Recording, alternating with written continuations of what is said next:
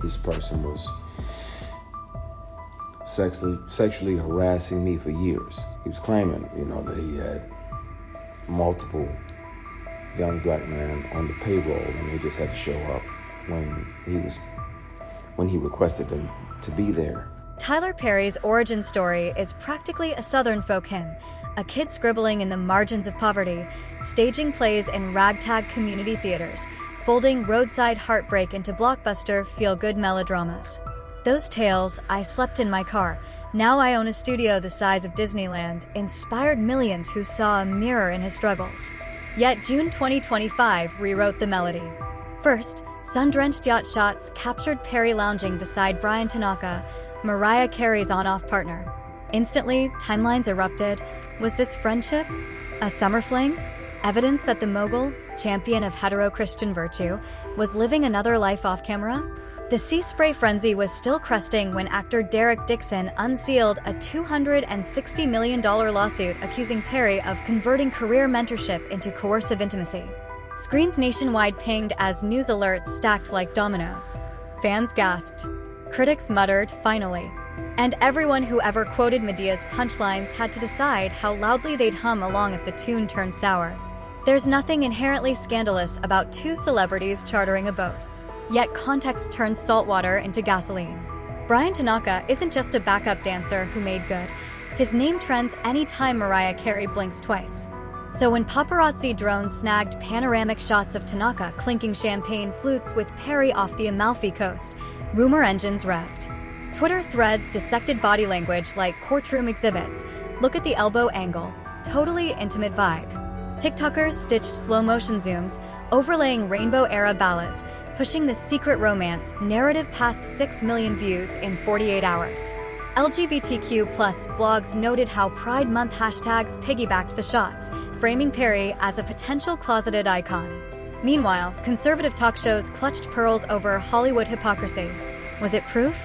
No, but optics speak louder than press releases. And for a mogul whose brand leans on church pew respectability, the images chipped at carefully lacquered storytelling. They also primed the public psyche. Once suspicion takes root, fresh allegations sprout faster than weeds after summer rain. Derek Dixon entered Tyler Perry's orbit like countless hopefuls, auditions, callbacks, the adrenaline rush of "you booked it." He nabbed a minor role on Ruthless in 2020, then a recurring arc on The Oval, told friends he felt blessed beyond words. According to his 73-page federal complaint filed June 17th, that blessing soured fast. The suit outlines a timeline: celebratory dinners morphing into late-night script meetings at Perry's Atlanta mansion, casual hugs becoming persistent thigh strokes, professional notes arriving alongside suggestive 2 a.m. texts. Loyalty always pays off. Sweetheart. Dixon alleges he rebuffed advances, only to watch promised storylines shrink and residual checks vaporize. He claims emotional wreckage, panic attacks, insomnia, and says therapists diagnosed PTSD linked to workplace power abuse. Perry's legal team fired back within hours: meritless money grab, fabricated receipts, yet quietly pushed to seal discovery, fueling talk of damage control. Legal commentators note Dixon chose federal civil court, not a private arbiter, ensuring documents could reach public databases if proceedings move ahead. That alone signals his confidence and forces Hollywood to stare down a deposition schedule none of its gatekeepers can fully sanitize. History rarely screams, it whispers first. In 2023, actor Christian Keys hopped on Instagram Live, eyes glossy, voice shaking, recounting a years-long sexual predator in Hollywood who dangled roles for flesh. This person was sexually harassing me for years. He was claiming, that he had multiple young black men on the payroll, and they just had to show up when he requested them to be there. I've done my best to forgive this person. At some point soon, it's gonna have to come out. I've kept one of these on me since '05. Whether it's a keychain recorder or a pen, because most predators would check your phone. Once the sexual harassment started, I was like, well, I need to I got to protect me because I'm saying no, and I don't want this person, as powerful as they are, to try to get in the way of my work.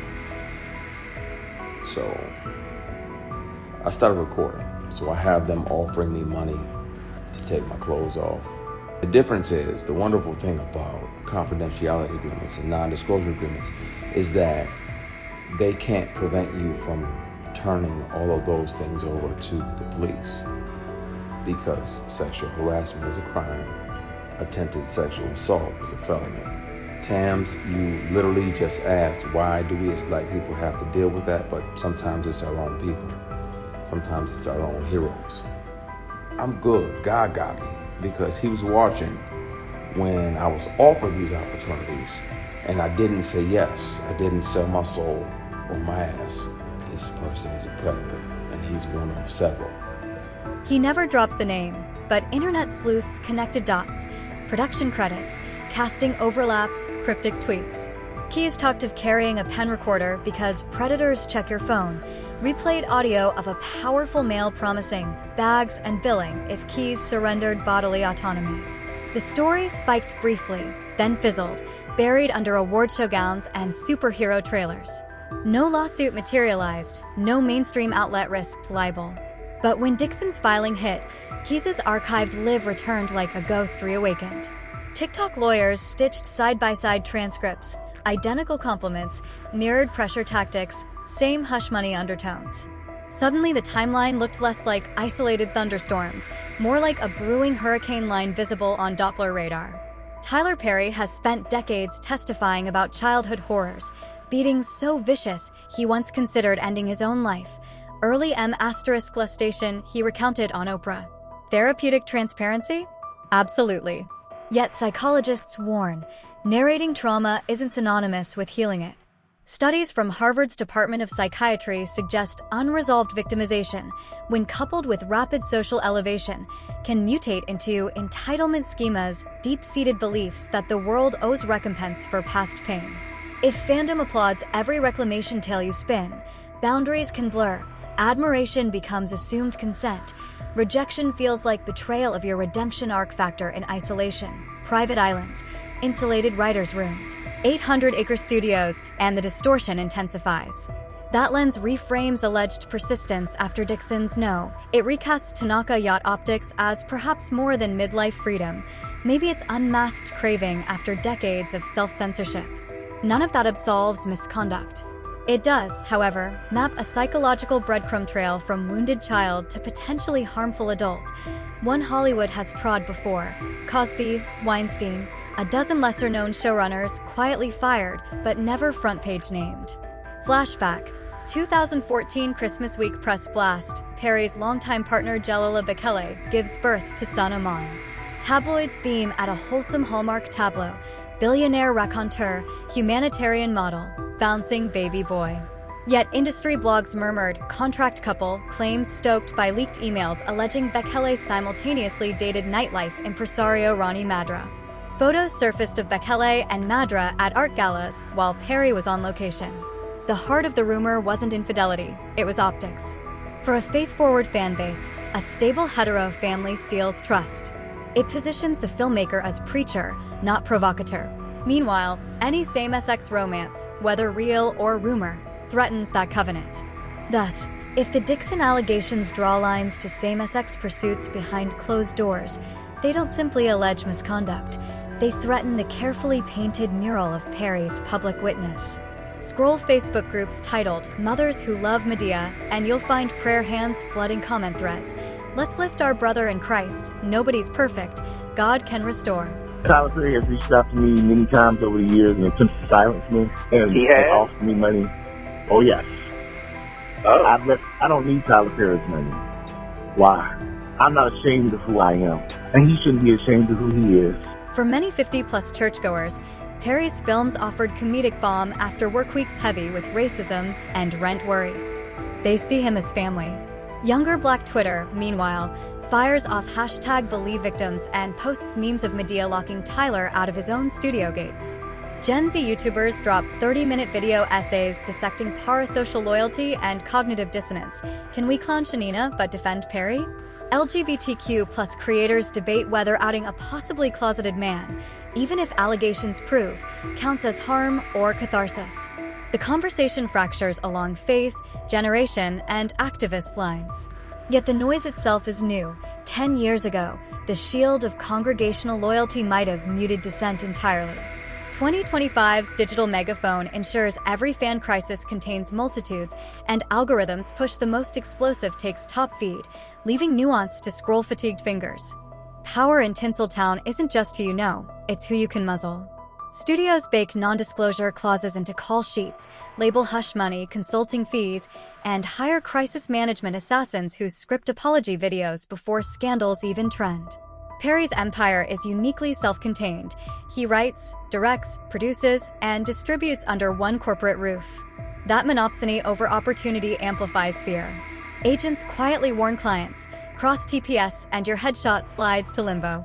A-list publicists leak blind items, smearing whistleblowers as unstable or substance-addled.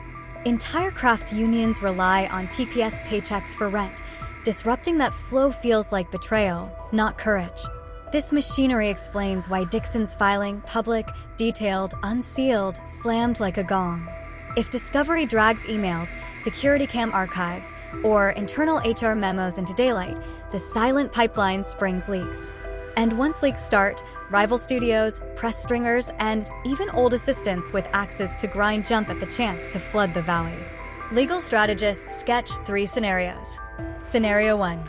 Quiet settlement. Write a 9-figure check, slap NDAs on every page, paste a sticky note reading charitable donation on top. Downside. Emboldens future claimants, tacitly admits wrongdoing in public imagination. Scenario 2. All-out court battle. Deny forever, deploy superstar litigators, drag accusers through deposition mud. High risk. Discovery could unearth corroborating voices, recorded confessions, or the terrifying words, pattern of behavior. Investors loathe daily courtroom headlines. Scenario 3. Philanthropic blitz and image pivot. Launch scholarships, donate to trauma charities, announce a spiritual sabbatical, maybe even a tell-all documentary framing the crisis as a teachable journey. It's the crisis PR equivalent of fire-retardant foam, can erase damage but might smother flames before they ignite revenue streams. Meanwhile, Douglas County officials whisper that a $1.2 billion studio expansion is under review. BetPlus reportedly paused renewal talks on 2 spin-offs. In Hollywood, money swerves faster than belief. Empires don't crumble the day allegations surface. They erode the moment audiences choose myth over accountability. Tyler Perry preached that faith plus hustle conquered demons. Maybe it does. But faith divorced from transparency mutates into fanaticism. The harder mirror points not at Perry alone, but at us, ticket buyers, binge watchers, meme makers. Do we love the feel-good narrative of from car seat to executive suite more than we care about allegedly exploited humans left roadside? If Dixon's claims hold water, if Keyes' tapes align, then every laugh track under Medea's one-liners echoes with someone else's silent dread. Cultural contribution never equals moral immunity. If we keep confusing the two, the betrayal isn't just Perry's, it's collective. And perhaps that's the plot twist a billion-dollar franchise never intended. The moment the audience realizes they hold final edit over which stories survive.